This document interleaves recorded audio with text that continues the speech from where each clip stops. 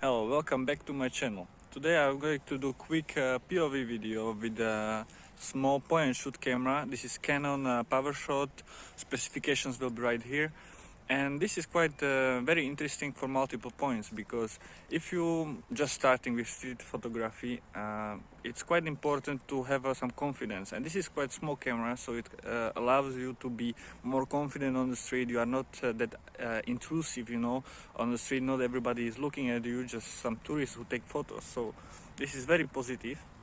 This one has 20 megapixels, so quality is quite good for its size, and it's not that expensive. It's from $150 to $250, and also it's interesting for you if you already shoot street photography, because sometimes we lose this sparkle, and you just can go outside with this and have fun. Because normally I shoot with 23 millimeters, and this has obviously a long zoom, so it's nice to play with a different focal length, different point of view. So let's see what we can get.